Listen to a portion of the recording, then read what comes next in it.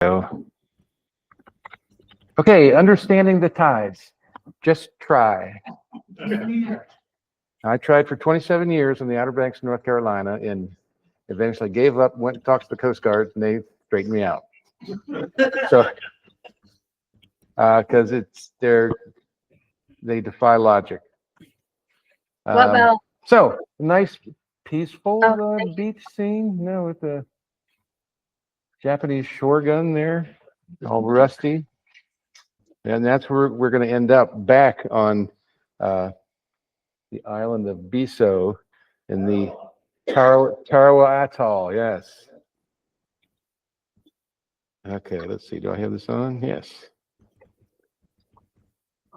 So the traditional understanding of the tides is that the moon's gravity pulls the ocean on the near side to the moon a bunch because it's closer to the moon, and the Earth, which is farther away, gets pulled less towards the moon, and the ocean on the far side gets pulled even less, so that there's this discrepancy between where the water is and where gravity is actually pulling things. If this were the case, your bathtub would flood every time the moon went overhead, because the moon's gravity at the surface of the ocean is not strong enough to lift the water more than, I don't know, 1/10 of a millimeter or something like that. It's pretty small. But there are places on the Earth where the tides certainly change things. I guess he lost his hat. But, So let's see. Certainly the moon is involved, and the moon's gravity is involved with tides. But if we look at a hypothetical ideal water world Earth, perfectly spherical to start with, and throw a gravitational force out, say about as far away as the moon, we end up with all these gravitational vectors. You notice they're all pointing down towards the what looks like the horizontal plane. I'm not going to call it the equatorial plane, because that's got too much baggage along with that word. So somewhere out there is a gravitational body, and it's pulling the water out of round, so to speak. But if we take the gravitational force of the very center where that cross is, the center of the Earth, and take that vector and subtract it from all the rest of the vectors, we end up with this. So that the gravitational force on the backside is actually moving away from the center of the Earth. And on the near side, it's moving towards the moon, but it's not really moving towards the moon. What's really happening is that the water pressure at the bottom of the ocean is lessened ever so slightly. But it ever so slightly ends up being a whole lot if you're at the bottom of the ocean. The Marianas Trench is a bad example, but at the bottom of the Marianas Trench, 7 miles down, the water pressure is over 700 atmospheres. Now that is plenty strong enough to lift the water. That's all it's doing. So as the water pressure is diminished under the moon, what we'll call the sublunar point, water from adjacent areas, 100 miles, 200 miles, 500 miles, 1,000 miles away, are overpressured relative to that sublunar point, so the water pushes in from the sides and lifts the water up underneath the moon. That's what really happens. See the slight decrease in water pressure under the moon, the sublunar point, and the anti-sublunar point draws water in from higher pressure regions adjacent to the low pressure region.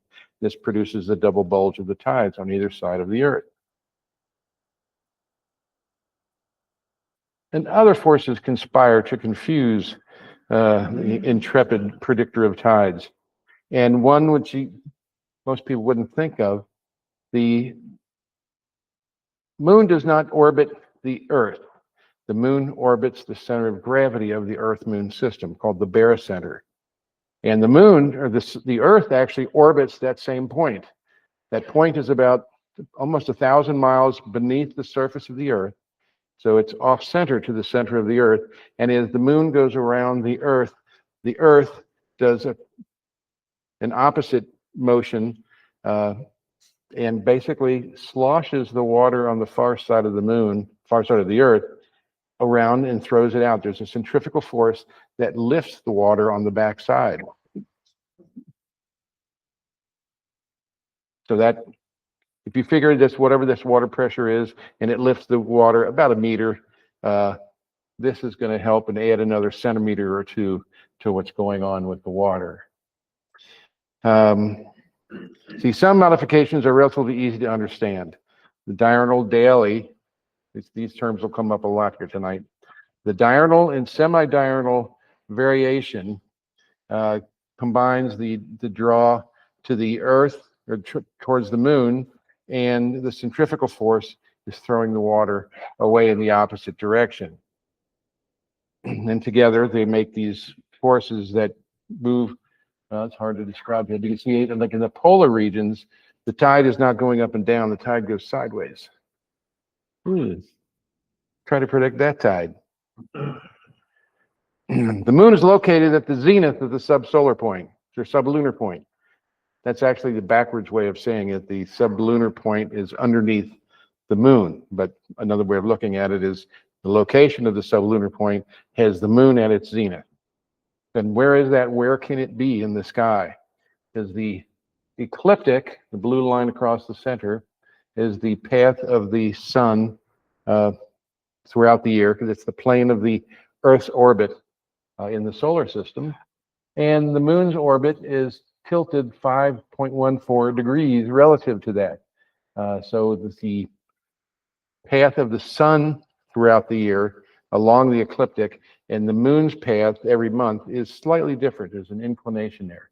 But they do come together every now and then. This is my puzzle from Gatlinburg that never knows how to work right. There we go.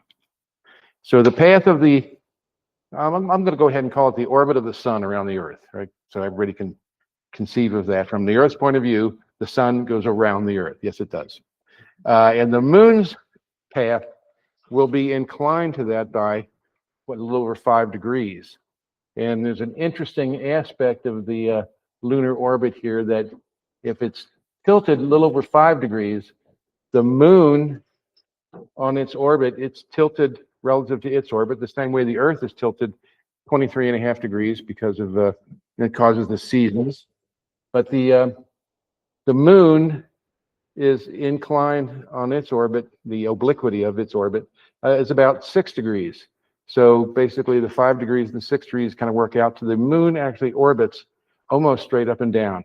So it orbits like this, it climbs up, and its highest point comes down, crosses the nose, and goes down. And it orbits straight up and down. That's why everybody is so interested in landing on the poles of the moon where there are craters that are deep enough that sunlight has never been in them. So that any water, there's water on the moon, it's ice, and it collects in the bottom of those craters.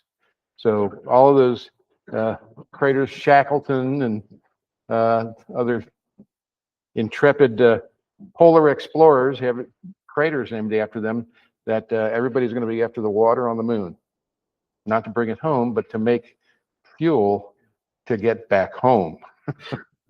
That's the whole idea. And we'll come back to this picture many times. Towards the bottom of there, the 4,641 kilometers, that's how far from the center of the Earth that barometric point is. And the 6,378 kilometers is the radius of the Earth. It's a lie.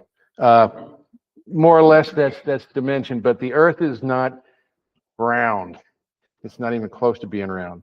From its rotational centrifugal force, the equatorial region of the Earth is about 6 miles farther away from the center of the Earth than the poles are. So if you measure around the Earth on the equator, you can get one number. You measure around the Earth from pole to pole, you're going to get a different number. And that center of gravity of the Earth itself is about 6 miles south of the equator. So the Earth is kind of shaped like a pear, kind of. Not like a pear, but pear-like. Okay, so the ecliptic, if we look at the sky, and let's throw some stars up there so we got some reference. The ecliptic, the sun's path, is rises up in the sky during spring. It gets its highest point at the summer solstice, and then it drops down like we've been through, and we've dropped down below the equator, and now the sun is in the southern hemisphere of the sky, not too far away from the the winter solstice point, which is what, just about a month or 5 weeks away. No, 9 weeks away. So we're getting there.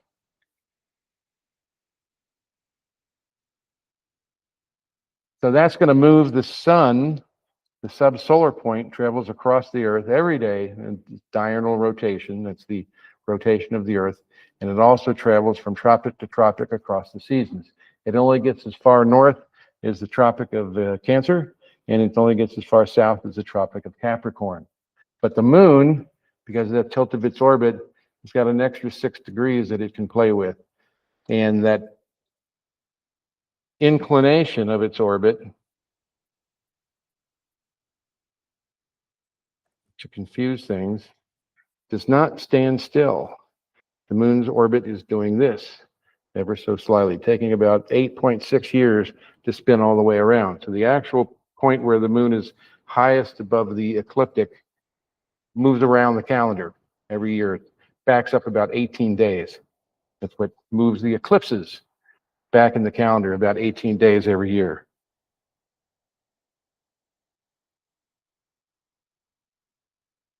Yeah. And just should have pulled this slide out. It's kind of dumb. But the moon does go around the Earth. And we know that by looking at the phases of the moon, and knowing the position of the moon relative to the sun gives us that illumination fraction. But it also tells us where the moon is relative to the sun gravitationally. And another thing. The lunar high tide is not located at the sublunar point. Didn't I just say that about 3 minutes ago? No, the rotating Earth, there's friction between the Earth and the water at the bottom of the ocean, and it pushes the water ahead of the moon. So the bulge of the tide is actually about 2 hours ahead of the location of the moon. So that we're on the Earth rotating through the tidal bulge, and the moon is, quote, overhead at its position at its highest point above the Earth, about 2 hours before the lunar high tide. So first the moon transits, and then the tide rolls in. You know, that seems backwards, but that's what goes on. Oh, more phases of the moon, right? That's enough moon talk. Oh, but we have other moons to talk about, just to throw it some more information at us. You can see our moon, relative to the size of the Earth, is by far the biggest moon in the solar system, relatively speaking. It's the 5th largest moon just by actual dimension. And Jupiter, Saturn has one big moon, Titan, and a bunch of little moons. And I lost count. Does anybody know? 247?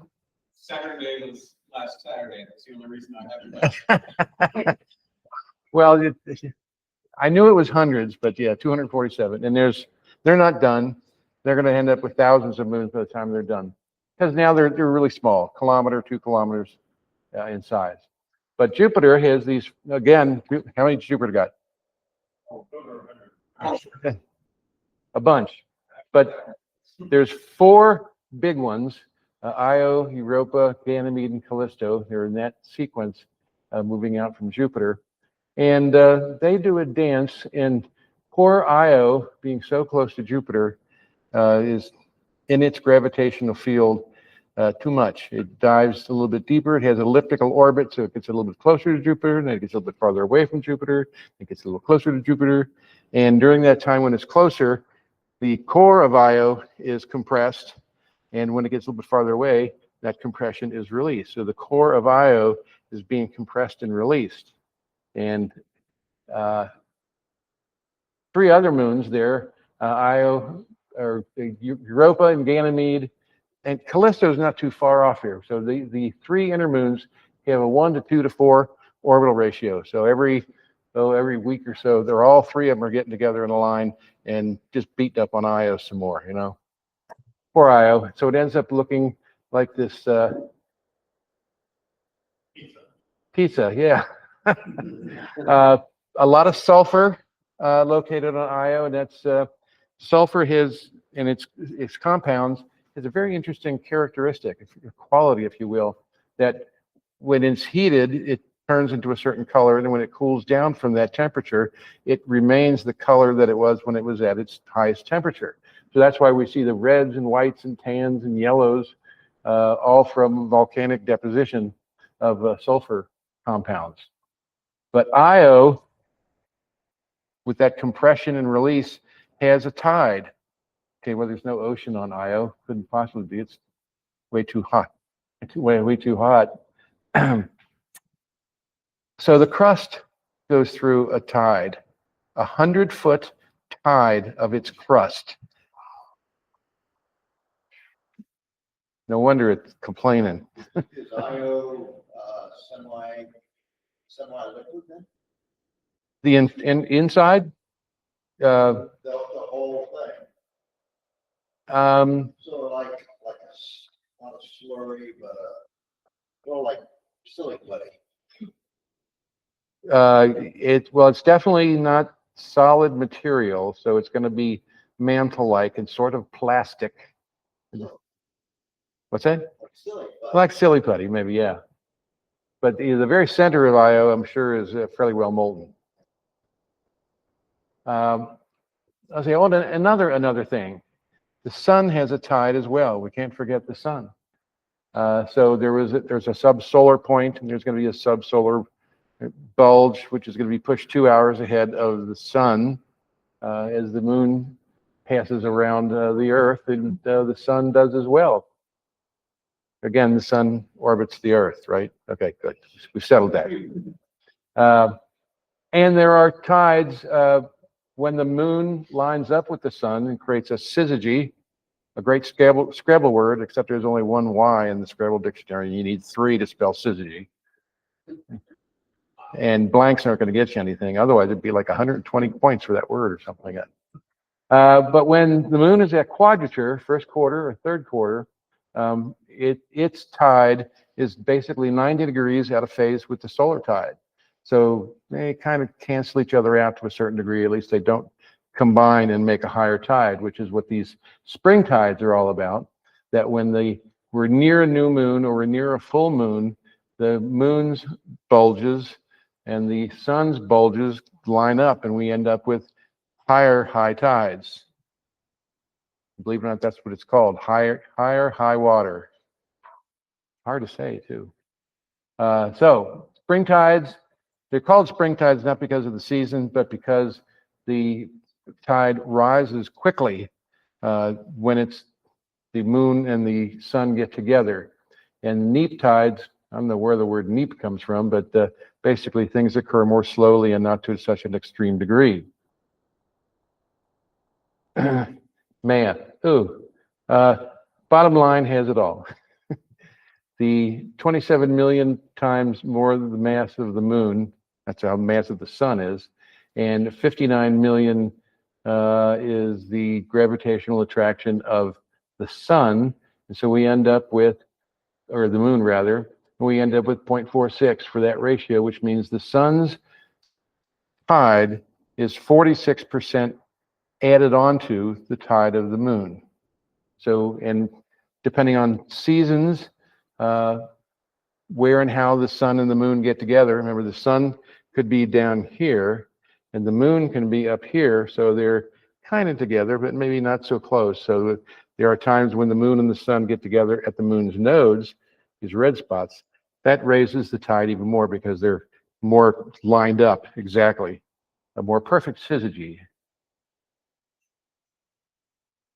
Oh, there's a sort of one of those bad examples of how the tides work. But you can see where the spring tides are when the moon is full or new, neap tides are pretty much any other time. Let's see, looking down on the north pole of the Earth's figure, the solid central circle, the 2 solid ellipses represent the tidal force envelopes. I love that, tidal force envelope. Produced by the moon in the positions of syzygy, new or full moon, and quadrature, first and third quarter, respectively. The dashed ellipse shows the smaller tidal force envelope produced by the sun. That's a difficult graph to understand, so let's move on. Tidal datums. This is where try to understanding the tides, try to predict the tides. There are just too many parameters. But people have tried for really millennia. In the mid to late 19th century, we started to get a handle on it. But what was discovered, and what I found out from the Coast Guard folks, that the tidal effect is local. You move to a different spot, you're going to get a different tidal effect. Now, the two major components, the solar tide, the lunar tide, those primary components, sort of keep things in line, but exactly where the high tide is going to be depends on the depth of the basin, the shape of the shoreline, and any barometric pressure differences that might be going on, you know, like a hurricane or something like that. But we end up with, let's see, the mean tide level, which if the ocean is ever at the mean tide level, it's only there for maybe a minute. And then it's either rising or falling. But we have mean high water, mean higher high water, and then the highest observed. And even the highest observed can be exceeded. I've got some information on that a little bit later on. And so we got flood current and ebb current. Yeah, the tide comes in and goes out. But if you own oceanfront property, where does your property end? Low tide, high tide, mean tide? Well, it depends on what state you're in. Almost all the states say it's at where? Mean higher high water, which means basically they want the ocean to be not part of your property. So how far it can possibly come in on the shore, that's where your property ends.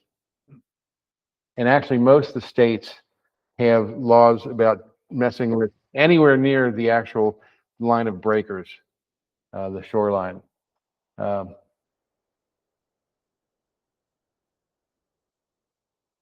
So high tides and low tides. This whole idea of one tide a day, two tides a day, are the tides the same from the morning tide, the evening tide? How does any of that work? And you can see there's a differential here. This is just 3 days, 2 days, 48 hours, and we're rising and falling about 3 meters up and down. This is Bridgeport, Connecticut, which is going to have pretty high tides because it's where it is on the Atlantic coast. But you can see there are some high tides. We have a low high tide and then a higher high tide, followed by a lower high tide and then a higher high tide. This is a mixed tide, or at least almost a mixed tide, which is certain locations on the Earth, that's all they have, are mixed tides. The semi-diurnal tide, which is twice a day, mostly the high tides are about the same from one day to the next, and the low tides are about the same from one day to the next. But if you're in a mixed tide environment, like anywhere north of the tropics, up to certainly the maritime provinces of Canada, we have high tides and low tides, but they're different from one another because of where the locale is on the Earth and what kind of bulge it's rotating through because of the rotation of the Earth. If it's the bulge is lifted up because the moon is above the ecliptic, or the Earth itself, or the sun itself is above the celestial equator, it turns the tides and moves half of it into the northern hemisphere and the other half into the southern hemisphere. So there's a difference in the tidal height called the tidal inequality, or as I say, oh, it's another thing. I've got a better diagram that'll demonstrate why these things occurred. Most places on Earth have the mixed tide environment. And again, it seasons moving the sun up and down across the equator of the sky can affect exactly what those numbers end up being. And then there are certain locations that only have a diurnal tide, one high tide a day and one low tide. Places like the Gulf of Mexico only has one tide a day. And there's places in Indonesia, and it's got to do with the tide being trapped really into some sort of bay, not really a lagoon, but something relatively large. And it reflects off of the whatever continental mass it runs into, and basically runs into another tide, and it basically slows things down. We end up with one high tide a day and one low tide a day. The diurnal tide. Okay, now we have certain names for these things, and I saw some YouTube videos that a bunch of weathermen, we don't like weathermen. They don't understand tides at all. They think, well, it's the moon. The moon causes the tides. It's way more complicated than that. So we have the elliptical orbit of the moon around the Earth and the elliptical orbit of the Earth around the sun. Greatly exaggerated here, but the Earth or anything going around the sun will have a perihelion and an aphelion. Basically, peri means close, close to or close of, goofy Latin. An aphelion means it's far away. So the Earth going around the sun has a perihelion and aphelion, January 2nd, and actually it's more like the 4th of July for the aphelion. And it does move around ever so slightly for all kinds of reasons, but it is migrating around the orbit of the Earth. Its location of the perihelion is moving.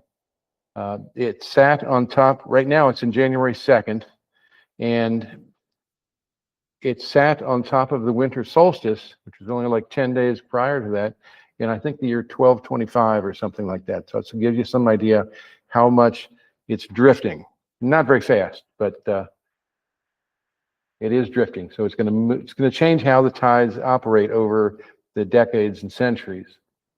The moon orbiting the Earth doesn't have a perihelion; it has a perigee. Actually, it does have a perihelion. The sun, the Earth is moon. Let me get my body straight. The moon is orbiting the sun, being perturbed by the Earth. And the math involved with calculating perturbations, the modification of a pure elliptical orbit, it's almost the same, working either way, because why is that? Let me think about this. Why is that? Well, I don't know. It's a mystery. But the fact that the moon is going to be close to the Earth and farther away from the Earth has an effect on the tide. And the sun being close to the Earth or far from the Earth also has its effect on the tide, the solar tide. So we have these different terms. High tide, we're pretty much familiar with that. It's that wherever the moon is, the bulge is 2 hours ahead of it. And a spring tide is when the moon and the sun are aligned, right? We have the tides rise rapidly and a little bit higher because the solar tide and the lunar tide are coming together. So the moon and sun are aligned. Then there's something called a king tide, which puts the moon at perigee. The weathermen on the news channels like to call it a supermoon. And it probably applied to the moon. Supermoon is probably a good term. The moon is about 16% closer to the Earth. The difference between perigee and apogee for the moon is about 32,000 miles. Now it's only 240,000 miles to the moon. So we're talking about 16% change or fraction change from when the moon is at perigee and when the moon is at apogee. You put the moon at perigee, and well, tide-wise, it's called a king tide, and that's when the sewers in Miami flood. Yeah, that's a joke, but the super king tide was the moon at perigee, and the moon at its node, so it's sitting at the same place as the sun,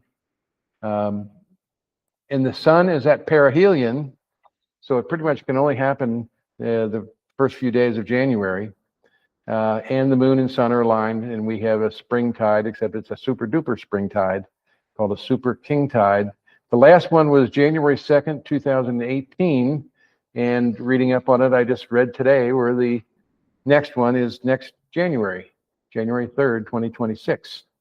So you don't want to be anywhere near the ocean. Charleston, South Carolina, floods all the time, and other places along the coast.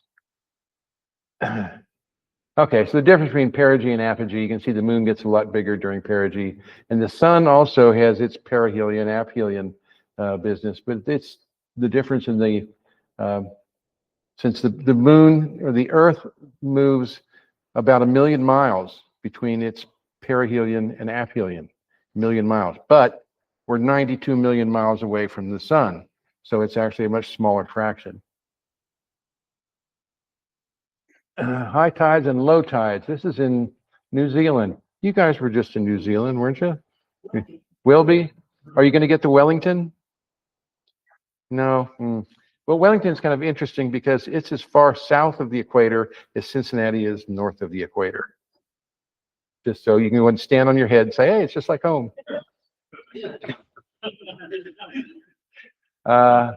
So you can see just 3 cities, coast cities on New Zealand, the radically different tidal descriptions. And this is, again, Bridgeport, Connecticut. We have a more organized, you might say, high tide and low tide. And then the high tides it's a higher high water, and then it's a lower high water, and a lower low water, and higher low water. All based on, those are, what, 30 days or something like that. So we've got high tides and low tides every day, but they're not the same from one day to the next. So it's sort of a mixed tide environment. A little astronomy, since we're talking here at the observatory, should talk a little bit about astronomy. Describing where things are in the sky, there is a grid that's applied to the sky, and the equivalent of longitude on the Earth in the sky is called right ascension. And it's the ascension of the sky relative to the vernal equinox, or the first point of Aries, or the first day of spring, where the sun is located. That's basically the 0 point for right ascension, and for declination as well, except declination uses the celestial equator as its 0 point. And now we're talking about latitude, the latitude of the sky. So declination is measured how far north of the celestial equator or south is the object we're trying to describe. And this little graphic gets going here in a second. So we got the celestial equator, and there's stars up there. I'm not sure that they're in the right place or the right stars, but we have the north celestial pole and the south celestial pole defined by the rotation of the Earth. And then the Earth's orbital plane is the ecliptic, right? And it's tilted like that. So we're looking at half of the outside of this celestial sphere and half on the inside. So there's our first point of Aries, where the intersection is 0 declination and 0 longitude. And we go 4 hours and 36 minutes. Right ascension is measured in time, right? The rotation of the Earth. And there was another star, Sirius, brightest star in the sky. Right ascension, 6 hours, 45 minutes. Declination, minus 16 degrees, 43 minutes. So we can basically define the location of anything in the sky. Got a question, or you're just stretching? Okay. Yeah, it's going to run again. Oh, here's this again. Why do we care about this? Well, it's that inclination of the moon, I suppose. Because there's the ecliptic, again, moving through the sky. And the node of the moon's orbit, that's where it intersects with the ecliptic, the path of the sun throughout the year. And we only have eclipses when the moon and the sun are at the one or the other of the nodes, because that's the only time they line up. Otherwise, the moon is up here, and the sun is down here, and the shadow of the moon misses the Earth, rolls off the top of the Earth. That's why we only have solar eclipses about every 5 or 6 months, something like that, someplace on the Earth. And a lot of them are in, well, what I like to call Polar Bear Town, or penguin town. Right? They're not in the equatorial region or really where people live for the most part. There's some more. There's a whole grid on the sky, plus the ecliptic is shown there, and some certain stars. We can see Scorpio over here to the right, and Orion is back over near the equator over there. And the moon being inclined 6 degrees to the ecliptic, 5.1 degrees. It can be, that ecliptic path is pretty well fixed. It does migrate, but over tens of thousands of years. And the path of the moon will move it in that 10.2 degree path around the ecliptic. But now the actual path of the moon right now, or at a particular location, is going to have the moon's path above the ecliptic for half of its orbit and below the ecliptic for the other half of its orbit, and cross at the nodes. Nodes, again, are where eclipses can occur. And then that rotation of the relative position of the nodes on the moon's orbit, it's 8.6 years, I think, it migrates around. And so the node point moves here and there. Okay, that's interesting. The moon's orbit is the red line, is either shallow or in this case it's deep. It's farther up in north, and something's going on with that graphic. But we get the idea. Not the end of the world.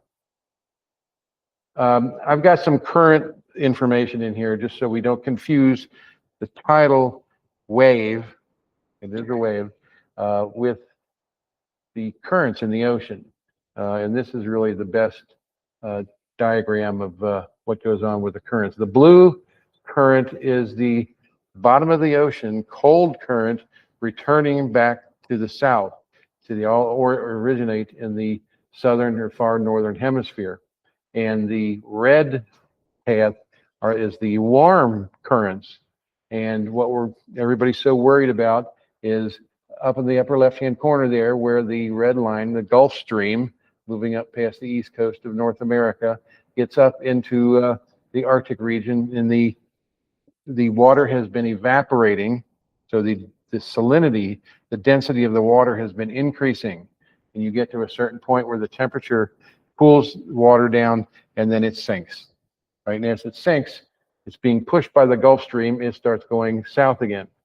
Now, what might happen is glaciers in Greenland or in upper Canada, if that melts, decreases the salinity of the water, it's not going to get heavy and sink, and the Gulf Stream is going to stop. And then England is going to have host the Winter Olympics, and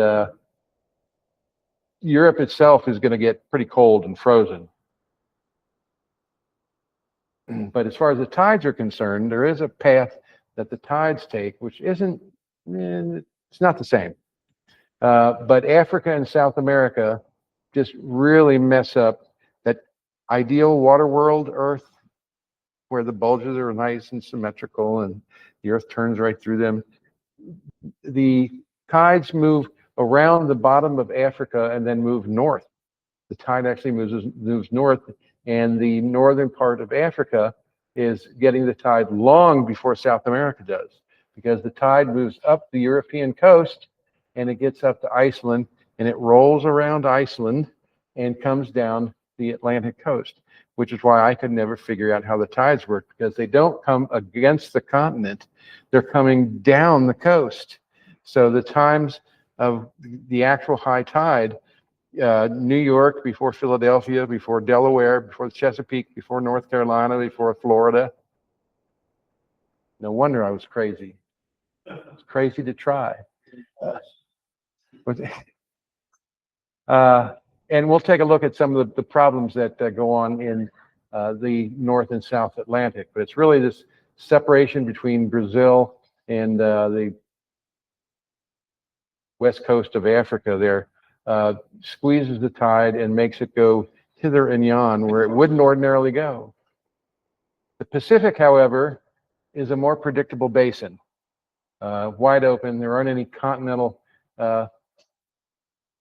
barriers, but there are lots of islands, lots of atolls, lots of volcanic activity over the the millions of years that have been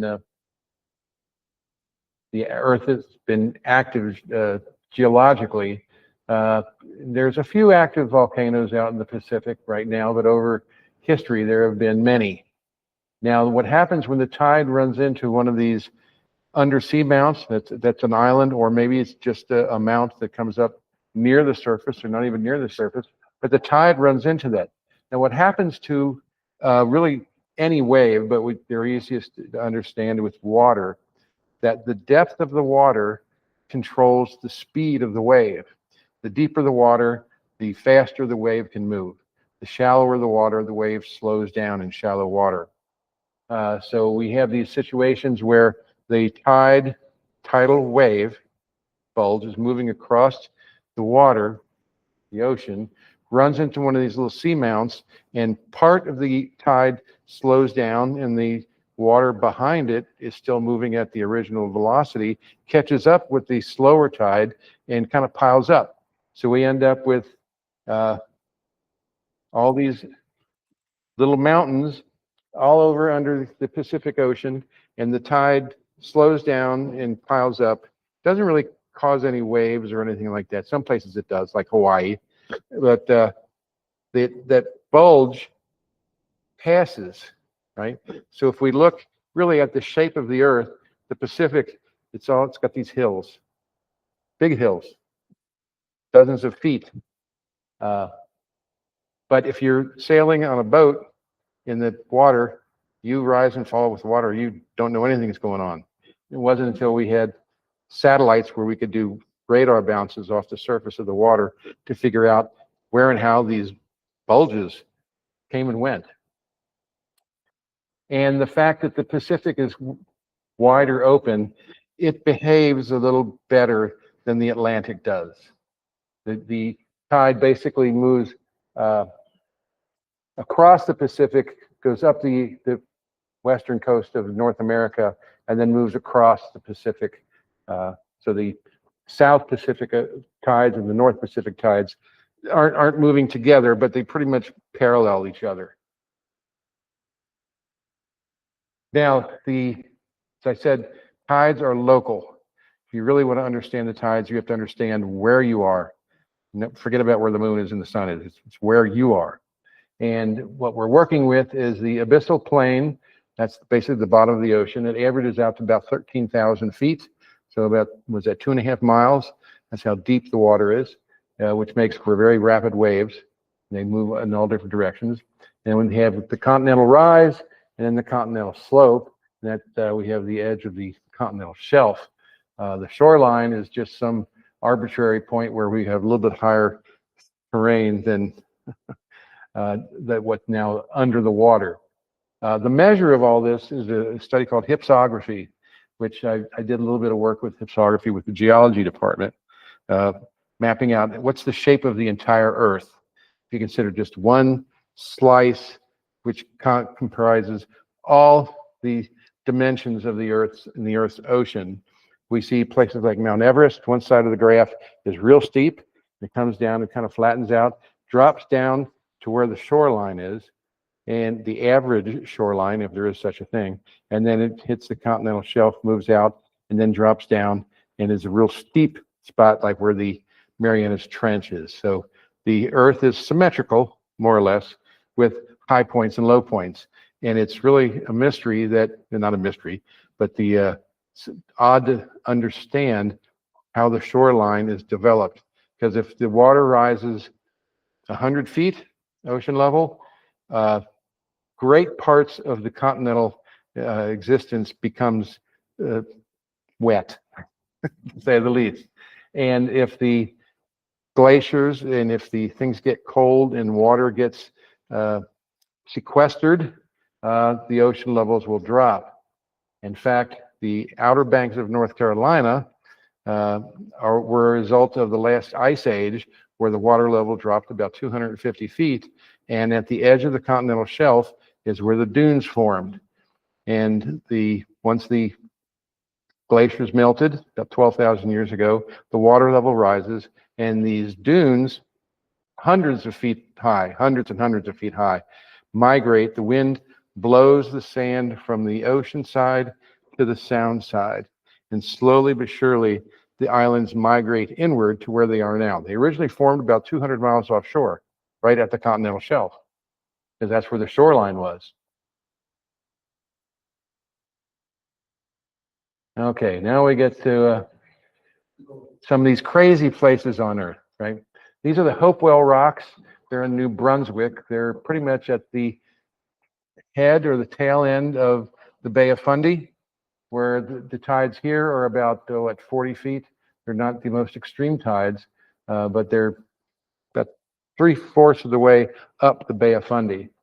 The Bay of Fundy is interesting because Nova Scotia dips down and the Bay of Fundy actually moves to the northwest. So you get shallower and shallower water moving to the northwest. And the tide moves around Nova Scotia and then moves up the Bay of Fundy. And then makes these crazy tides. Now, so the Hopewell Rocks are there. There you can see a high tide. The Hopewell Rocks are barely visible. This is what they call a beach in Maine. They have a funny name for a beach. And this is Bar Harbor. And I include this slide just because I like to say Bahaba, because that's what they call it. But since the Bay of Fundy basically is one of those reflection points, so the tide takes 6 hours to move to the head of the bay, which is just about 1/4 of a tidal cycle, and then it reflects and moves backwards and gets down to the opening of the bay about the time that the next high tide moves around. So basically the water in the Bay of Fundy is doing this. It's sloshing like in your bathtub. And that's why at the head, way up here, minus basin, you can barely see it. There's a little, that tip, and then there's something that drops down. That's where the highest tides are. Because the water is being squeezed, so it's slowing down. The water behind it is catching up and making this bulge that moves into these inlets. But it also makes for these very scary things.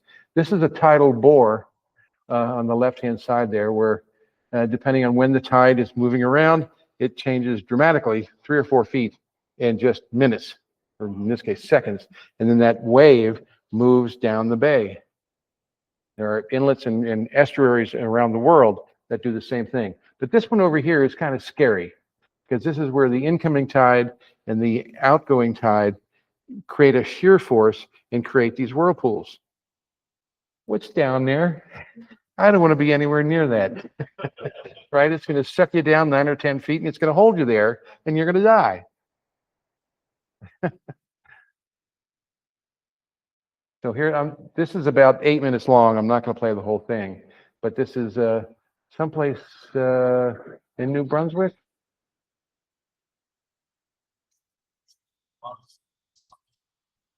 Supermoon tidal bore. Yeah, New Brunswick, right. Moncton. Moncton is like the biggest city at the head of the bay.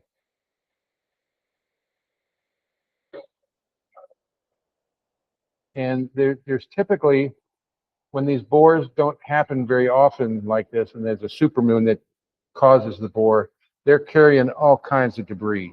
So you're not going to want to be in this, although there are people who surf these things all the time, which is just crazy. Because if you miss the wave, you're done. There's not going to be another wave to catch.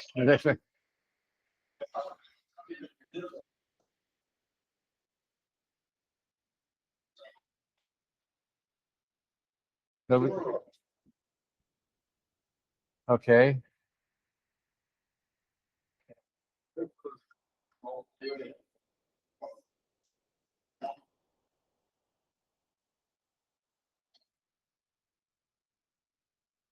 Oh yeah, yeah.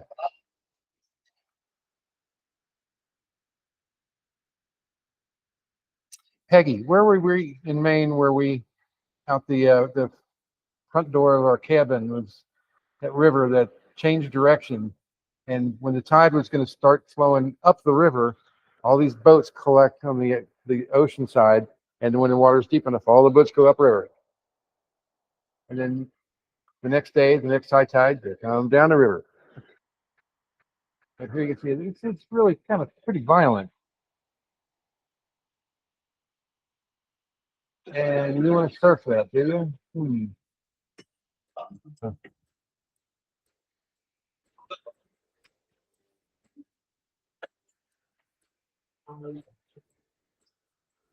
This is a river, or more like a stream, actually, because there isn't enough water actually moving in it. And there we go. Now, if you watch on the left, is that going to be, that's the end of it. There's a boat launch on the left-hand side. And as soon as the water gets deep enough, all these cars are backing up and boats are going in the water. Come on, quick, my turn. And here's another one.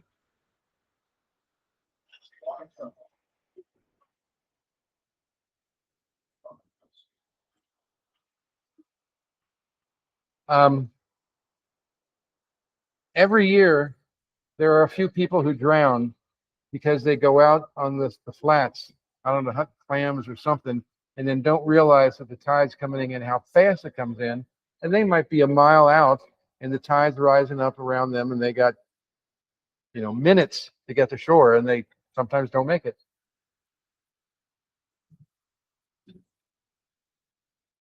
So there's lots of videos from Bay of Fundy.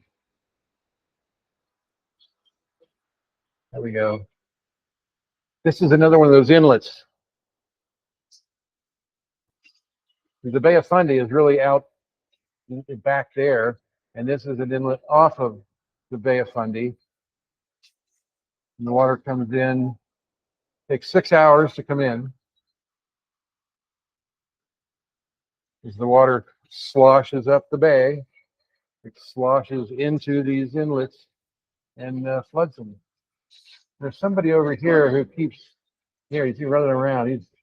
I want to get out of here.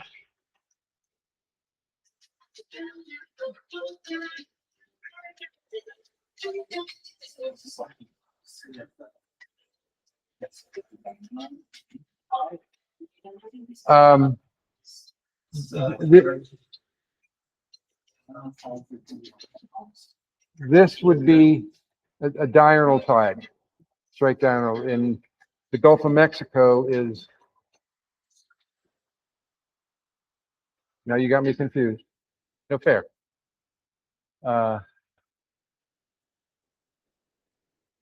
Gulf of Mexico, the tide reflects and cancels itself out. That's why there's only one tide a day. The Bay of Fundy takes 6 hours to fill the bay and 6 hours to drain the bay. So it's semi-diurnal, the way I would describe it. The heights are probably not the same because of where the latitude of the Bay of Fundy. You think of it as a resonance and anti-resonance, I guess is one. Yeah, that's what they said. They did the Bay of Fundy, the resonance of the bay. Yeah, right. The bay happens to be 6 hours of tide travel long. If it was less than that, we'd have some funny things going on. The reflections and maybe more of these amphidromal points. Places on the earth where in the middle of nowhere, there are no tides because the water, there's some reflection point that cancels out the waves, the tidal waves, and the tide actually rotates around this point. It doesn't say that there's no tide. The tide is constant. Might always be high tide or always be low tide in these points. And they do migrate around a little bit because of the location of the moon. There's 11 described here, and we'll get to the constituents of tides here in a minute. There's like 20 characteristics of a locale that determines the tide at that location. And each constituent has its own amphidromal points. So they don't necessarily pile up in exactly the same spot. They might be a whole field of high and low tide variations. And the tide moves around in the southern hemisphere, it's going clockwise, and in the northern hemisphere, it goes counterclockwise. The most famous one of these, I guess the easiest one to understand is Iceland. That's the one up there off of the Canadian coast. And the tide goes around Iceland and basically remains the same height all the time because it takes, again, about 6 hours for the tide to go around Iceland where it matches up with the next high tide. And you talk about whirlpools. The maelstrom is a permanent. Okay. That's up in the North Sea, or I can't remember where it is. It's up there somewhere. It's A permanent whirlpool. I believe it's permanent. Wow. Do you know if this has any effect on the garbage patch? I figure that's mostly controlled by currents, but that spot off of West Coast of North America. Yeah, Had it pretty close to that spot. pretty close. Yeah, it's going to collect there because everything else on the outer edges is going to get drifting away, and it's going to be filled in, concentrated. So that's where those little great whirlpools of garbage. What about those other blue spots that are at a rotational spot? Are they reduced tides? Yeah, it could be. Huh? It could. Depends on. Let me go back here a second. Yeah, let's see those. The ocean basin shape. There and one toward Asia, that long thin one. Yeah, that's caused by reflection off of Asia. I know that one. But yeah, the Gulf of Mexico is shown there as the tide doesn't really change all that much. I've been in the Gulf and it's boring. Because it's in little waves, 12-inch waves and 18-inch waves. Not good for much. The effect of the Amazon River dumping water, you can see there that orange and the turn green. You can see how the tide goes up the European coast around and then rapidly comes down the North American coast. Yeah, this will fire up in a second.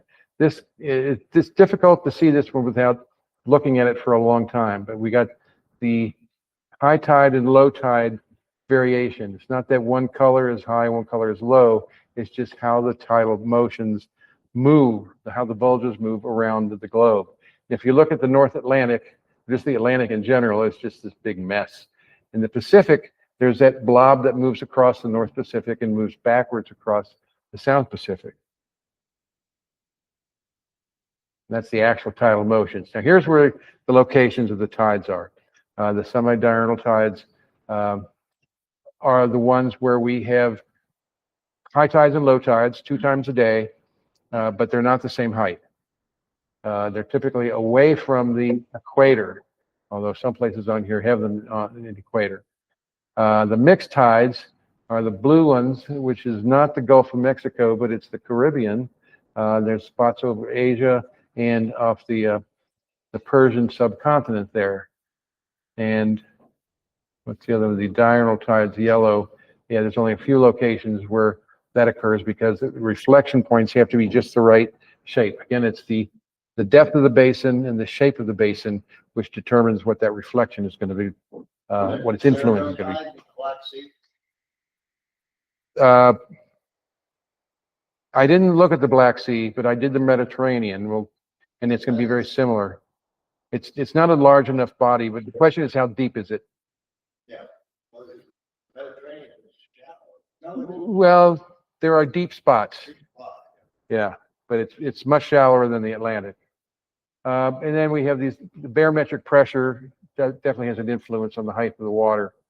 A hurricane is a low pressure center, and basically it lessens the weight of the water on itself, so it lifts the water up and kind of creates a tide from the atmosphere rather than just from the bottom of the ocean. And when we have high pressure, like we did today, it's such a beautiful day, the air is heavier and it pushes down and depresses the tide. And then with hurricanes, we also have the storm surge. They're always worried about that happening at high tide. Doesn't matter when it happens. It's bad news if you're living someplace like, say, Buxton, North Carolina. Anybody familiar with that besides me? Yeah. They've lost about a dozen homes in the last couple of weeks. And Buxton was always just such a quiet little place, but something about those last two hurricanes did it in good. So here's the Mediterranean. You can see there are shallow spots there, the Adriatic Sea, and over by Tunisia and Libya, it's shallower, and then there are deep spots.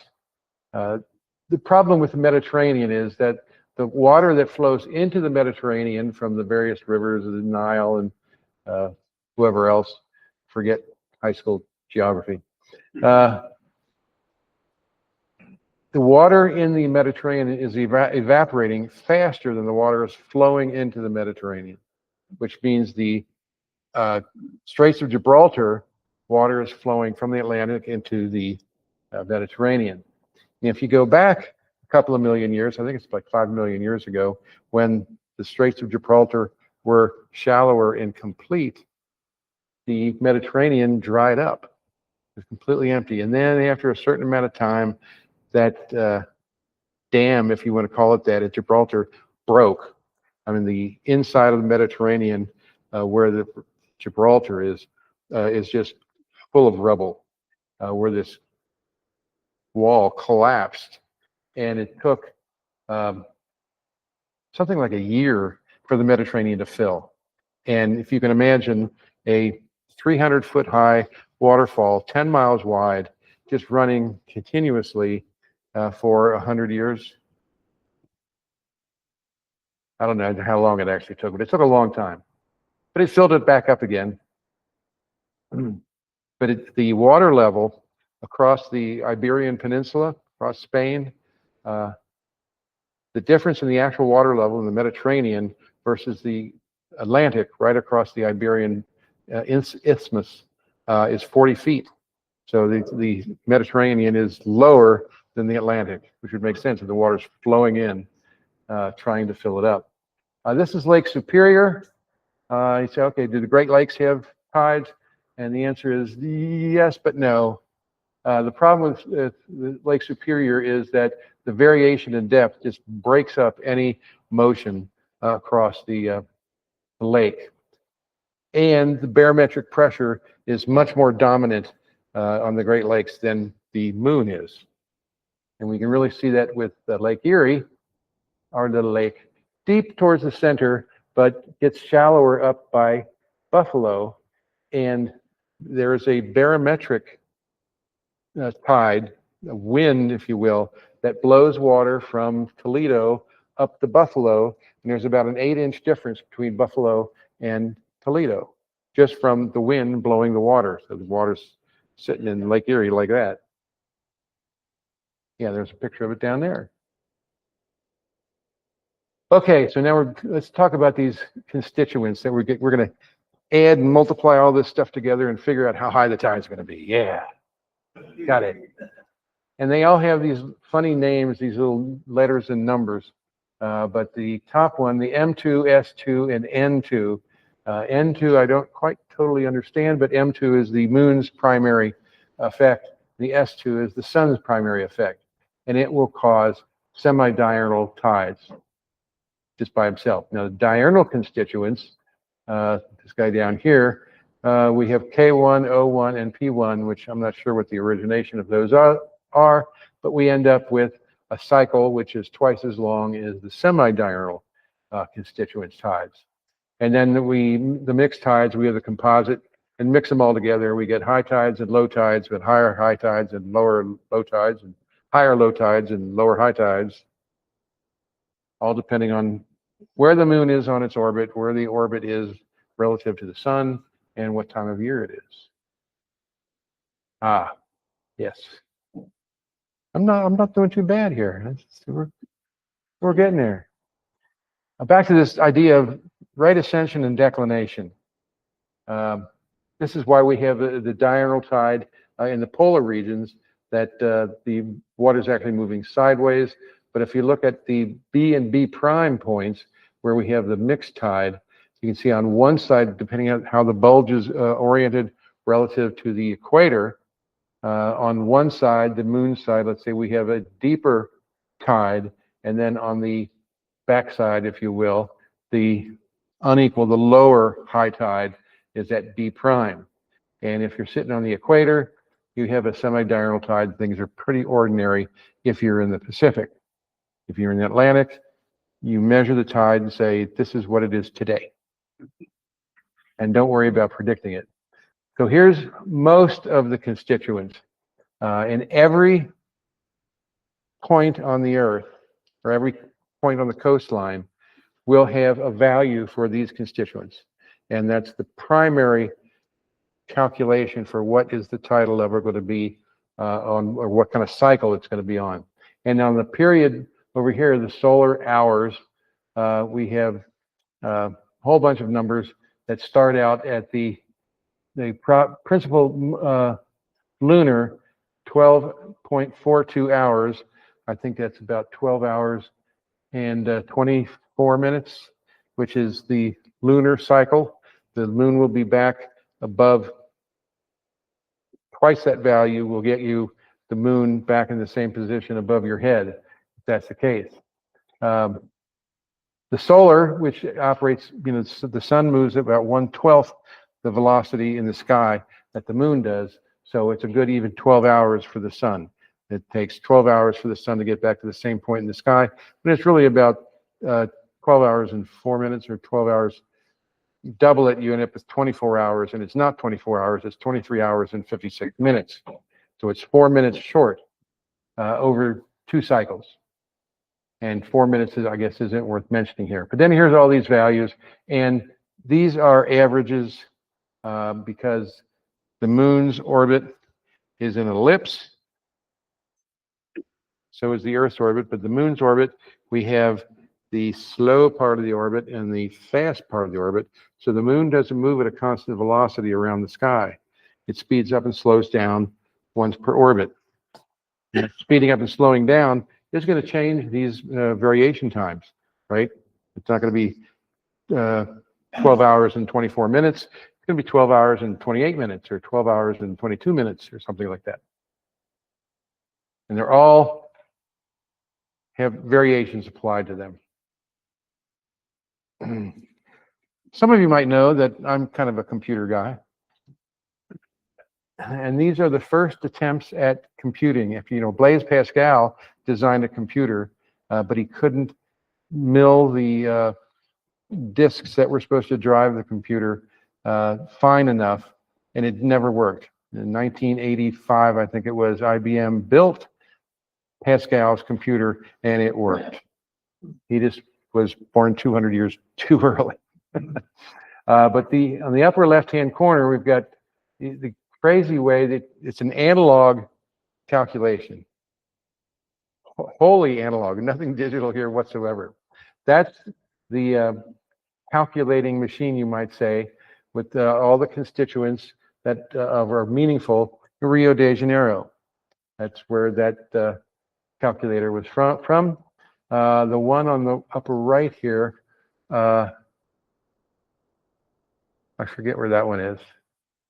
The one in the lower right here is German from 1882, and the one on the left is, I think, the U.S. construction from probably even earlier. I didn't get a date on that one. So, If you want to the upper left, get some similarities to Turing's. No. Look like it, but it Yeah. has the same Right.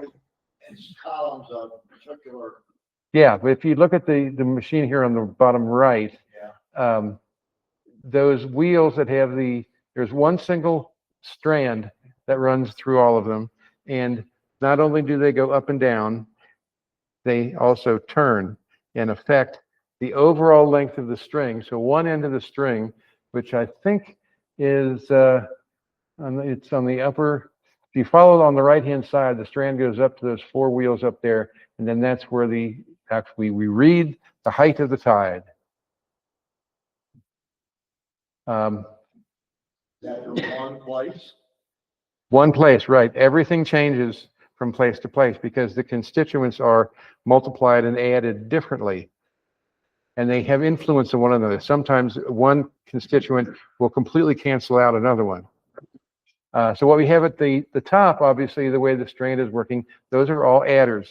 We're just adding and subtracting the length. And on the bottom down here, the driving wheels, those are all multipliers for the constituents that apply to a particular location. Again, there might be 20 constituents and only 8 of them make sense, or only 8 of them are important enough to actually calculate. In this case, we're talking about 1, 2, 3, 4, 8, 9, 10, 11, 12, 13, 14, 15. So it's most of them. I don't know when this film is from, but this is one in action. Again, I'm not going to play this whole thing because it's about 9 minutes long.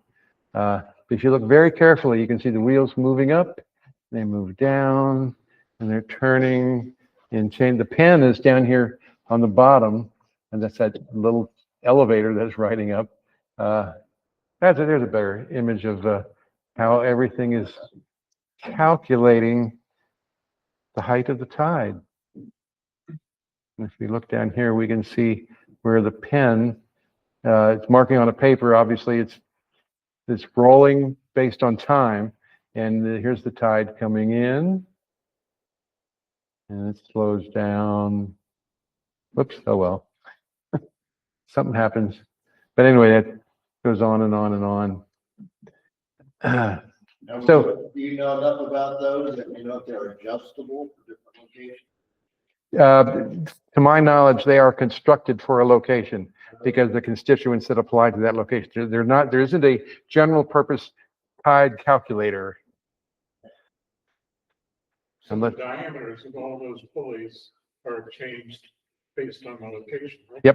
Yep. The influence of this constituent versus that constituent. So here we have the continental shelf off the coast of North Carolina.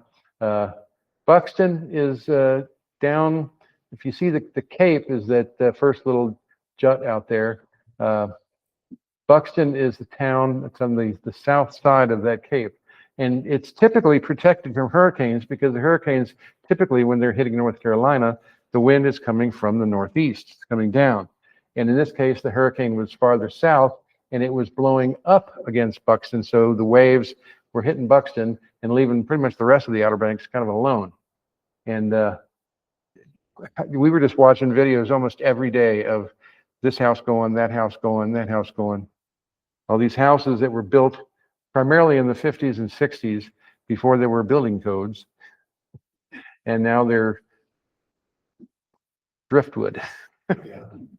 But what's interesting about the Pamlico Sound, the crossover to the Outer Banks up there is at is that Nag's Head? Yes.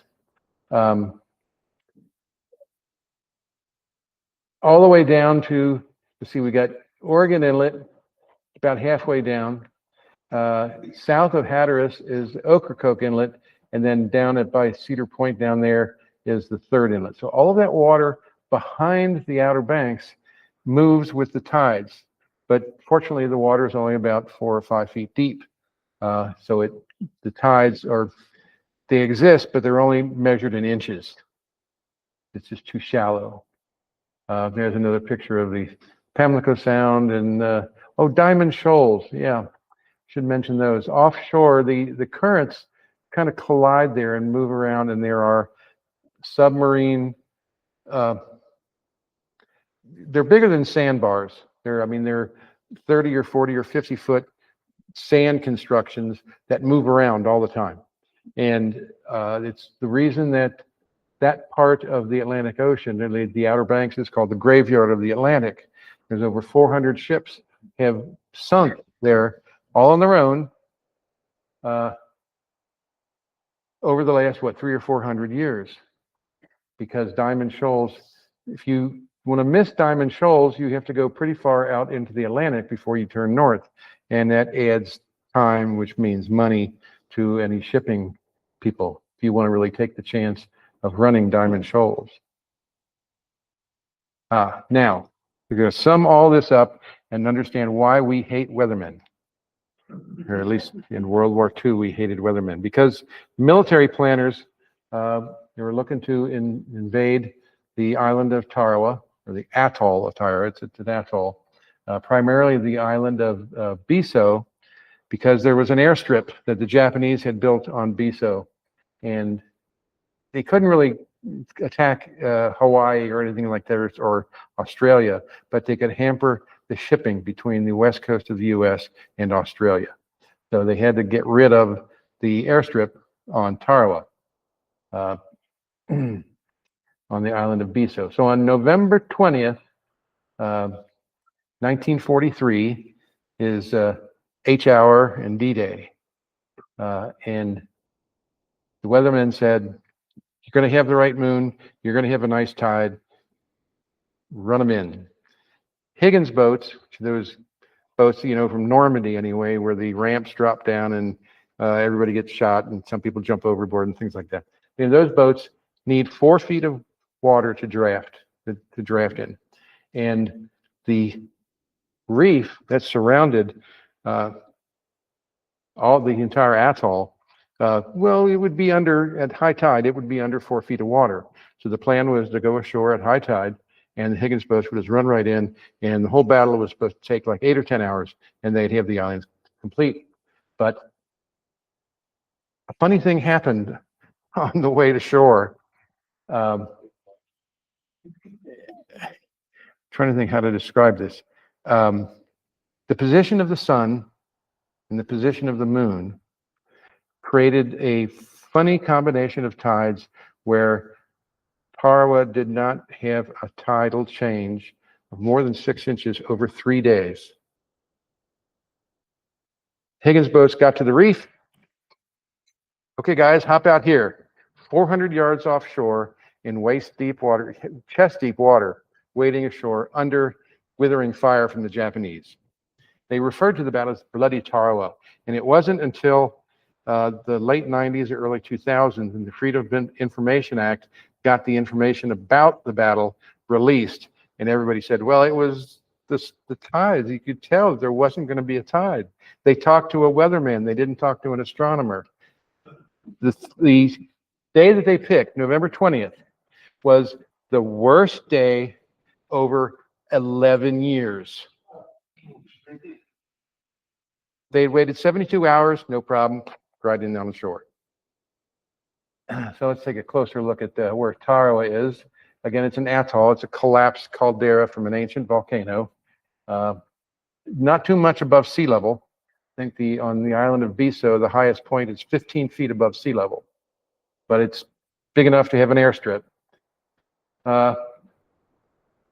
You might notice where Tarawa is located relative to the equator. It's about 1.5 degrees north of the equator. So it's about 100 miles north of the equator. 100 miles north of the equator. I laugh because that's funny. But there's a naval picture from November 19th or 18th or something like that. And there's the airstrip, and there were landings on what would be the north side of the island. Biso, I have to explain how it's spelled. In the language of Kiribati, the country of Kiribati,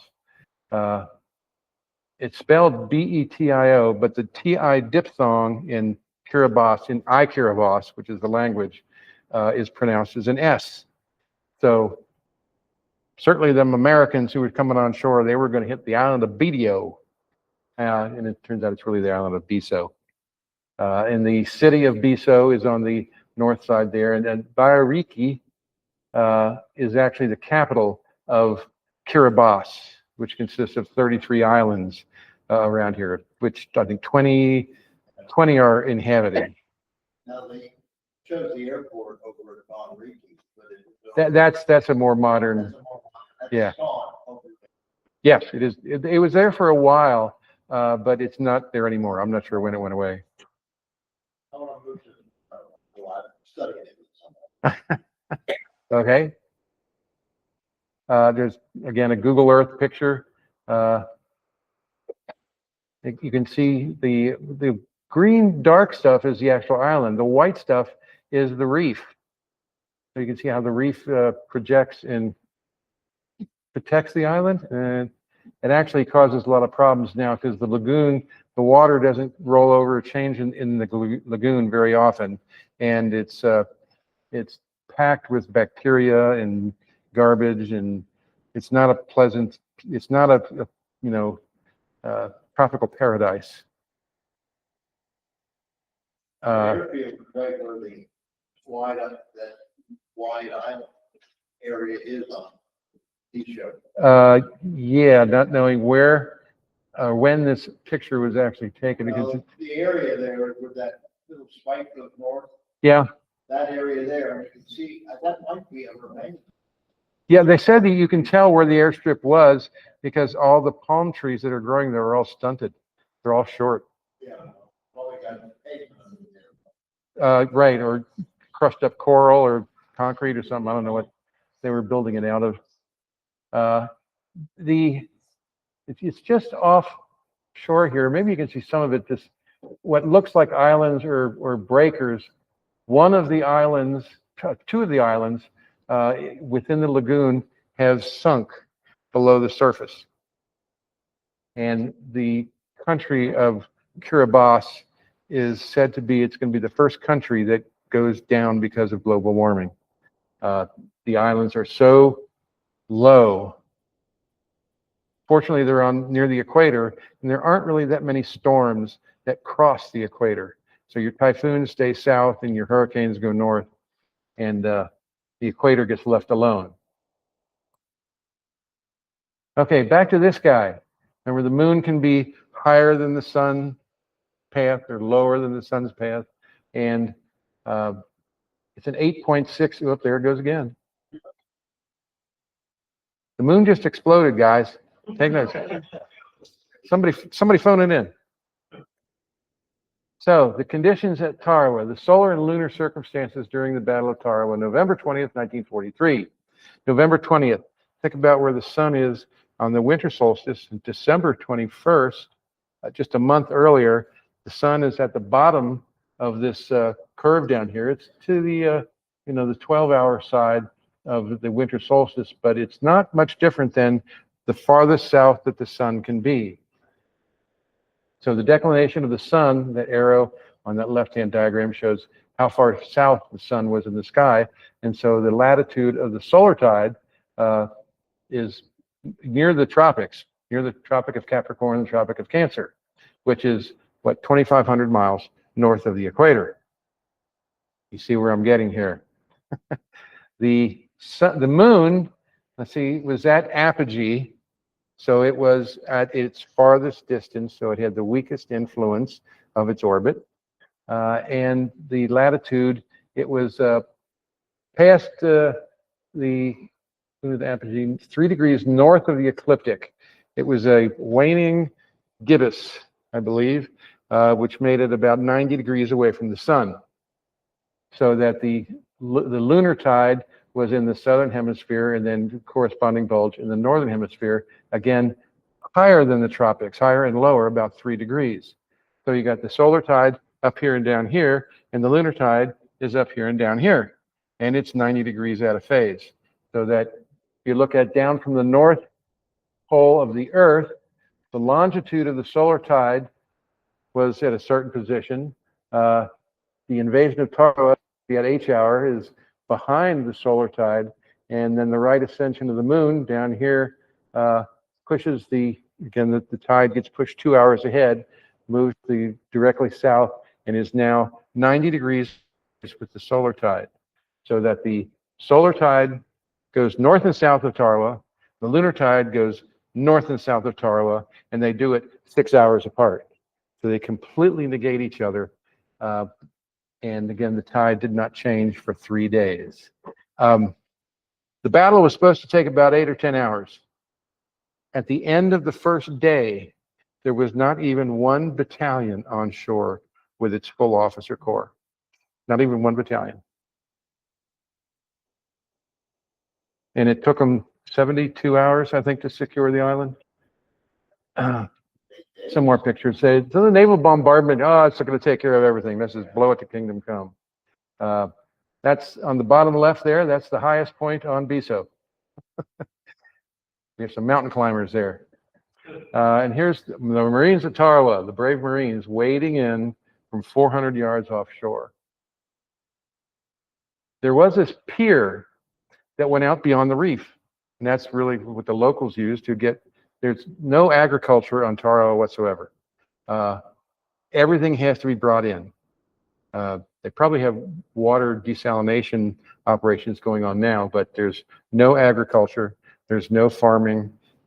There's some fishing, but you don't want to eat the fish from the lagoon. You want to get the fish from the ocean, because it won't kill you. So the Marines were piling up around the pier because they could get to it easily enough.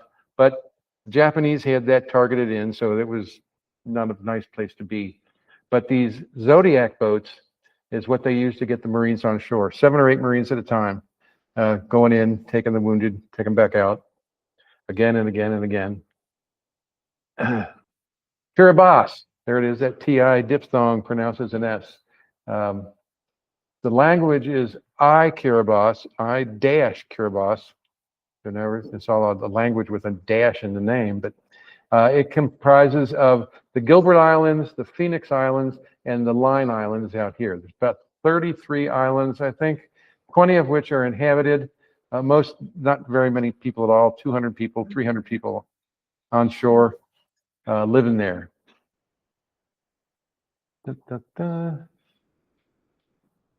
Yeah, again here, you can see how spread out. Tarawa is where the capital is, the Barakiti, or whatever, how it's pronounced. The Gilbert Islands, the Phoenix Islands, and the Line Islands. The only Line Island that's inhabited is Christmas Island, which in Kiribati is Christmas, I think. It's a mispronunciation. Everybody calls it Christmas Island now. Pretty hip place. I like their flag. It's a very pretty flag. The building on the left is the Parliament. Just the center picture is the beach road, which runs around most of the island. You can see it's not too far above sea level. And the presidential palace is over here on the right. I'm sure that's the Mar-a-Lago of Kiribati.